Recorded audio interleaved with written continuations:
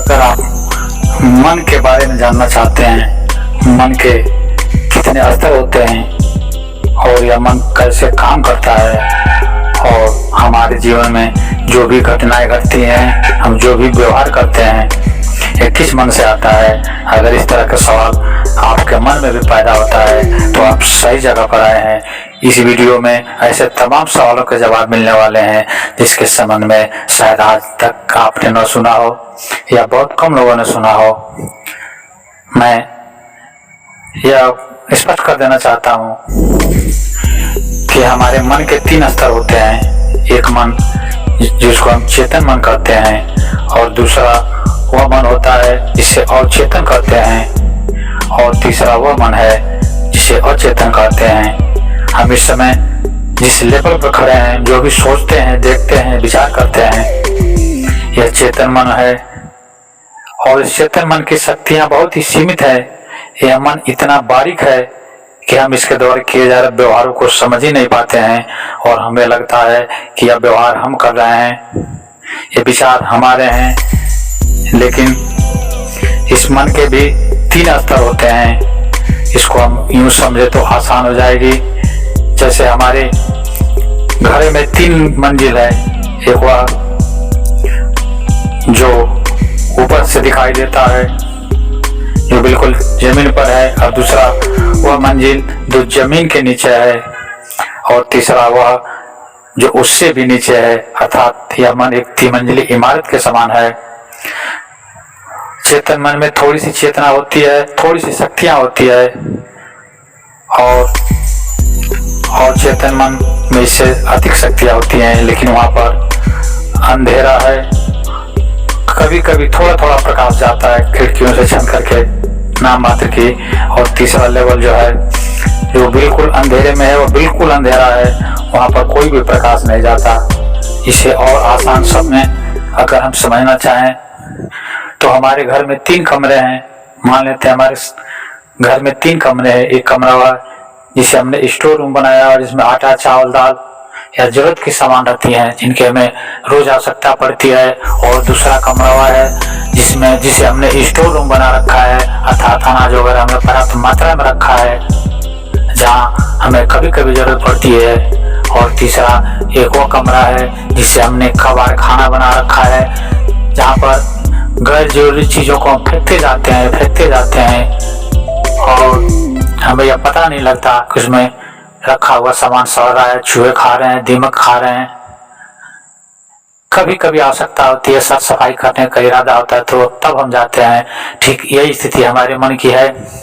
हम जो भी इच्छाएं रखते हैं, हमारी जो भी इच्छाएं हैं, जो भी हमारे व्यवहार हैं, जो भी क्रोध, जो भी सुख शांति, जो भी हम कामना करते हैं, अगर हम उसे तात्कालिक रूप से पूरा नहीं कर पाते तो वह हमारे अवचेतन मन में चला जाता है। उदाहरण के लिए, जैसे आप सिगरेट पीते हैं, आप विद्यालय में बैठे हैं, ऑफिस में बैठे हैं, बास के सामने बैठे हैं, आपका मन तो कर रहा है कि हम एक सुट्टा लगा दें, लेकिन अगर आपने सिगरेट पिया तो आप विद्यालय में है तो अध्यापक दंडित करेंगे, अगर ऑफिस में है तो बास आपको नौकरी से निकाल देगा।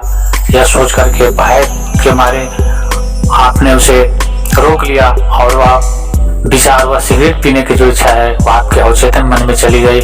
जैसे ही आप चौराहे पर जाएंगे, जैसे ही ऑफिस से बाहर निकलेंगे, जैसे ही आपका बास आपके दफ्तर से बाहर जाएगा, मन फिर से कहेगा सिगरेट पियो, और आप सिगरेट जला करके पी लेंगे। या आपके अवचेतन मन का अवचेतन मन से शक्तियां वापस आती रहती हैं। लेकिन कुछ इच्छाएं ऐसी होती जिन्हें हम पूरी नहीं कर पाते।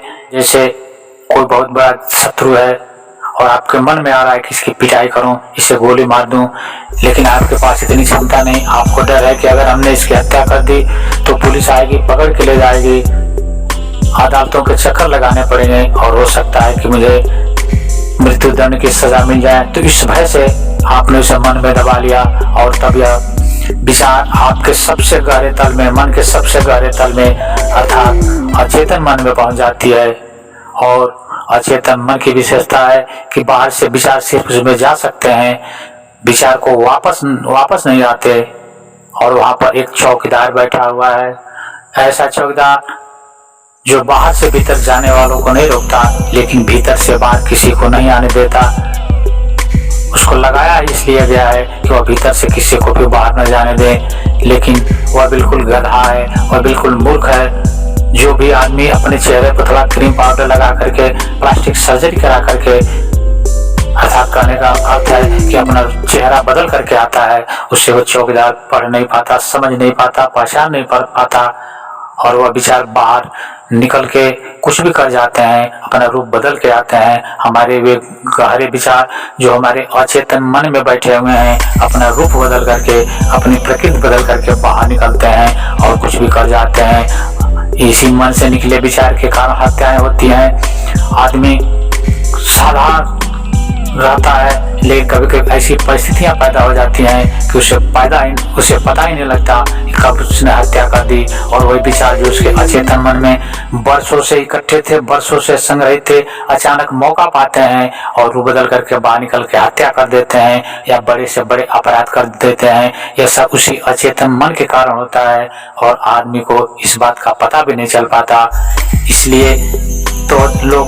इसीलिए तो हमारे धर्मशास्त्रों में या जो भी साहित्य में शराब से बचने का उपाय बताया गया है, क्योंकि जब हम शराब पीते हैं तो हमारी चेतन जो मन है वह तो सुस्त हो जाती है, लेकिन अवचेतन मन में जो विचार हैं वो सामने आ जाते हैं। इस चेतन मन के सोते ही अवचेतन और अचेतन मन के सारे विचार बाहर आने शुरू हो जाते हैं, और आदमी इसीलिए तो अपने सीने में दबाए हुए राज को भी शराब के नशे में व्यक्त करने लगता है, और जो वह कभी भी चेतना की स्थिति में नहीं कर सकता था वह शराब के नशे में कर बैठता है, वह राज बता देता है। इसलिए हमें इस मन को समझने की आवश्यकता है और अपने विचारों पर नियंत्रण करने की आवश्यकता है। अगर हम इस मन के इस मनोविज्ञान को समझ गए तो हमारा जीवन सुखी हो सकता है, और हमारा जीवन जो दुख और तनाव से घिरा हुआ है उस जीवन में आनंद की बारिश हो सकती है। मित्रों, आपने मेरे इस वीडियो को लाइक करें और इसे अधिक से अधिक लोगों को शेयर करें, ताकि उनके जीवन में भी प्रसन्नता का कोई फूल खिल सके और उनका जीवन भी सुख और शांति से भर सके। अभी तक अगर आपने मेरे विद्रोही चैनल को सब्सक्राइब नहीं किया है तो सब्सक्राइब कर लें। मिलते हैं अगले वीडियो में एक नए विषय के साथ। तब तक के लिए नमस्कार, जय हिंद, जय भारत, वंदे मातरम।